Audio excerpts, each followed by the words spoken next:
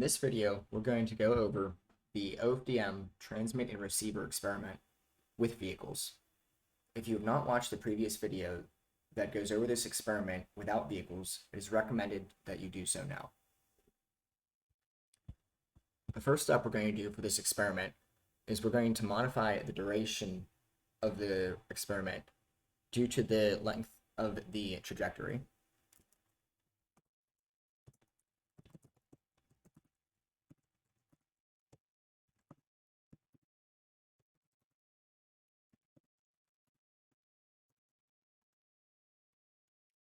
For the particular trajectory that we will be using, the default trajectory, the experiment takes about 1.5 minutes in order to perform its entire flight. For this reason, we will extend the duration on both the fixed node on the left and the portable node on the right to 120 seconds.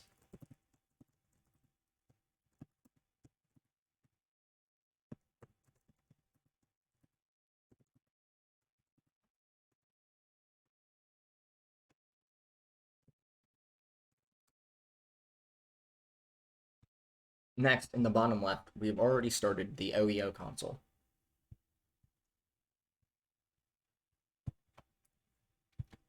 On the portable node, we will modify the start experiment script in order to enable the start vehicle.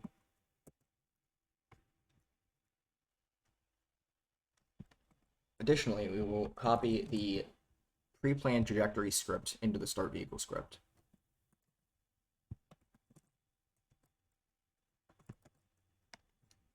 At this point, we should be ready to start the experiment.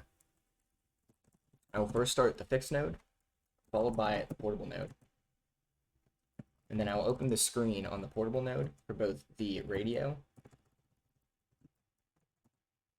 and vehicle.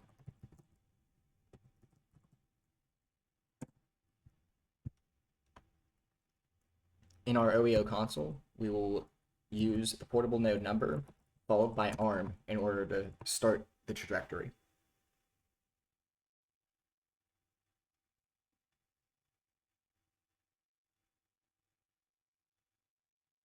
As we can see from the OEO console, the altitude is increasing, indicating that the vehicle is now moving.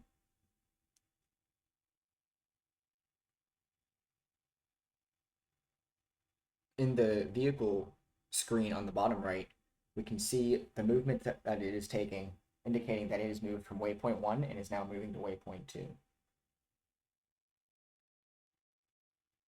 We can watch in the top right radio screen to see the SNR that is changing as the vehicle is moving further away from the base station.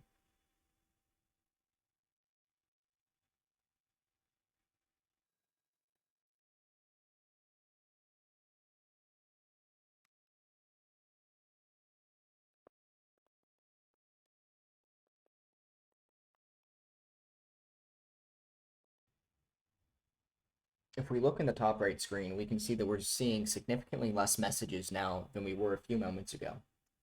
This is due to the time of the transmitter expiring, causing it to no longer continue transmitting samples for the receiver to accept. In this case, it would have been best to extend the duration of the experiment a little bit longer. For now, let's stop the experiment and take a look at the results.